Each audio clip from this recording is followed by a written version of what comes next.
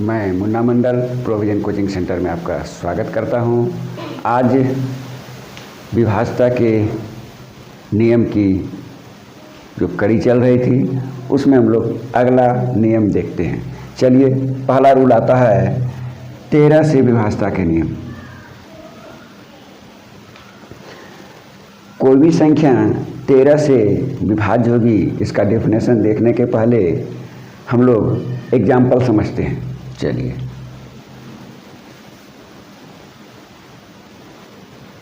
Suppose ये संख्या है, हमको चेक करना कि ये 13 से विभाज्य है या नहीं है। रूल क्या कहता है? सबसे पहले इकाई अंक को लेते हैं, इसको 4 से गुना करेंगे और फिर शेष बची संख्या में इसको जोड़ते हैं। 8 चौक 32, 7 2 9, 5 3 8 6। फिर वही क्रिया, यह क्रिया तब तक चलती रहेगी जब तक हमको स्पष्ट रूप से ये न दिख जाए कि शेष बची संख्या 13 का गुणज हो। 9 चौक 36, 8 6 14, 6 3 9 1 10।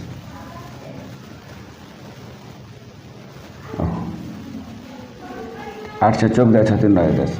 अब हम लोग देखते हैं 13 गुना 8 104, 13 8 चलो तब से होता है। अब यह संख्या हम देख रहे हैं 13 से विभाज्य है। इसका मतलब ये हुआ, ये जो संख्या थी, ये पूरी संख्या ये 13 से विभाज्य होगी।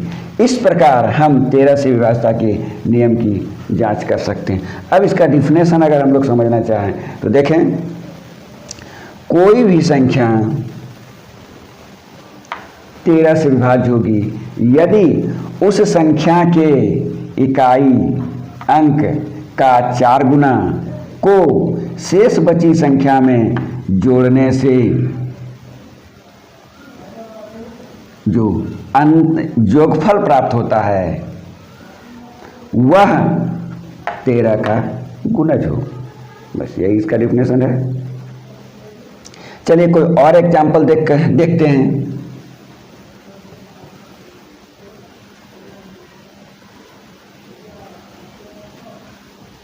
चलिए,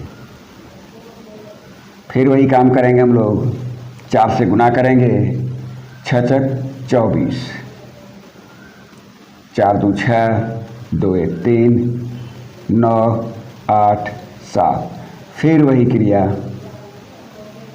6 6 24, 4 3 7, 9 2 11, 8 1 9 7, 4 7 28, 8 1 9, 9 2 11, 7 1 8, 9 चौक 36, 6 1 7, 8 3 11। यहाँ स्पष्ट रूप से हम लोग देख रहे हैं 13 को 9 से गुना करें हैं तो 13 9 17, यानी 13 का गुणज आया। इसका मतलब यह संख्या 13 से विभाज्य होगी। चलिए, नेक्स्ट रूल की ओर देखते हैं। 14 से कोई भी संख्या विभाज्य होगी तो उसको हम लोग अभाज्य गुणनखंड में तोड़ते हैं। 2 गुना 7, यानी वह संख्या जो 2 और 7 दोनों से विभाज्य होगी, संख्या 14 से विभाज्य होगी। 15 से 3 और 5 में उसको तोड़ लेंगे, फिर वही रूल अप्लाई करेंगे। 16 तो हम लोग देख चुके थे, 8 से विभाज्यता का नियम जस्ट उसी प्रकार 16 का है। इकाई, दहाई, सैकड़ा तथा हजार, 4 अंक को हम लोग देखते हैं। 4 स्थानों पर स्थित अंकों से बनी संख्या अगर 16 का गुणज हो, यानी 16 से भाज्य हो, तो वह पूरी की पूरी संख्या 16 से विभाज्य होगी। इतना इंपॉर्टेंट ये सब नहीं है। नेक्स्ट जो इंपॉर्टेंट रूल आता है वो 17। चलिए, आगे हम लोग देखते हैं 17 से विभाज्यता के नियम।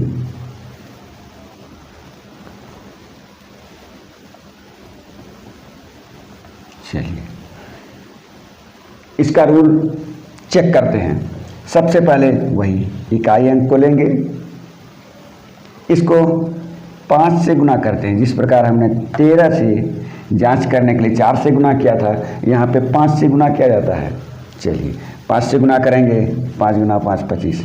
एक चीज़ ध्यान रहे, यहाँ पर हम लोग जोड़ रहे थे लेकिन यहाँ पे हमको घटाना पड़ेगा, माइनस करना पड़ेगा। तो चलिए, 5 25 घटाते हैं। 8 में 5 गया 3, 4 में 2 गया 2, 3, फिर वही क्रिया अपनाएंगे, 5 तिया 15। देखिए यहाँ पे 17 आया जो कि 17 का गुणज है। इस प्रकार हम बड़ी आसानी से ही 17 से विभाज्यता के नियम की जांच कर सकते हैं और आप और भी एग्जाम्पल लेकर इसको चेक कर सकते हैं। चलिए नेक्स्ट जो इम्पोर्टेंट रूल आता है वह है 19 से विभाज्यता के नियम। 18 को तो आप चेक कर सकते हैं, 2 गुना 18, यानी जो संख्या 2 से विभाज्य और 9 से विभाज्य वह संख्या 18 से विभाज्य होगी। चलिए हम लोग 19 का देख लेते हैं।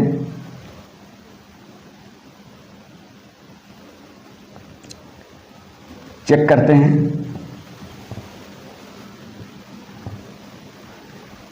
ये इसका नियम जस्ट 7 का जो नियम था उसको रिकॉल कीजिए। पहले उसमें हम क्या किए थे, इकाई अंक को 2 से गुना किए थे। यहाँ भी करेंगे लेकिन थोड़ा सा डिफरेंस आएगा। वहाँ पे हम लोग माइनस किए थे और यहाँ पे हमको प्लस करना पड़ेगा।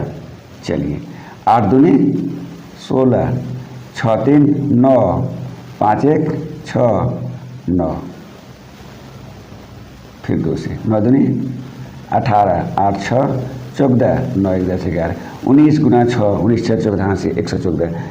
तो यह संख्या 19 से विभाज्य है। 19 का गुणज निकल गया, इसका मतलब यह संख्या 19 से विभाज्य होगी। तो 19 से विभाज्यता का नियम क्या हो गया,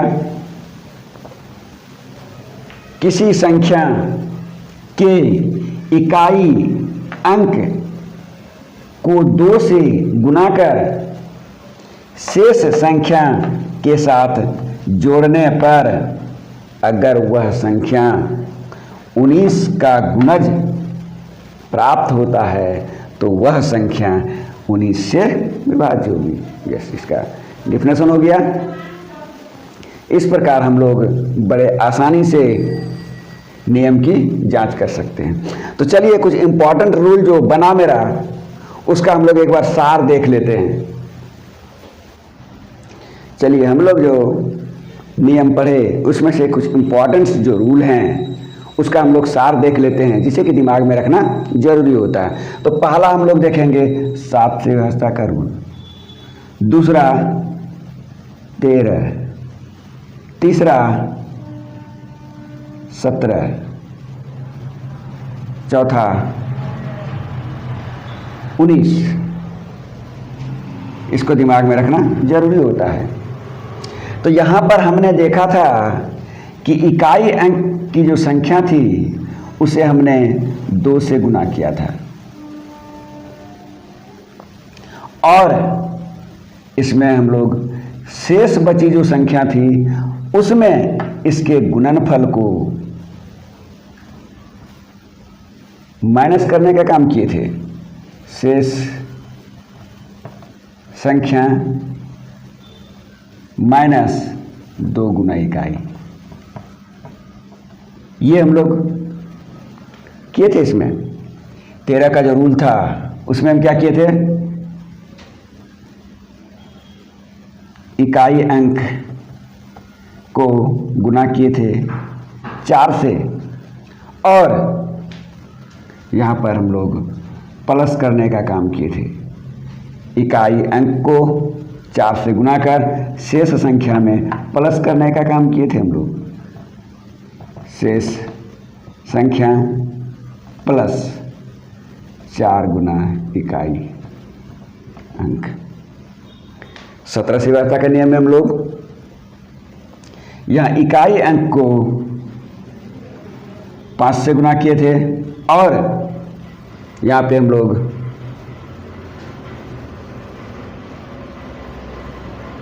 माइनस करने का काम किए थे। शेष संख्या माइनस 5 गुने इकाई अंक। और 19 से विभाज्यता का जो नियम था उसमें हम लोग इकाई अंक को 2 से गुना किए थे और इसमें जोड़ने का काम किए थे।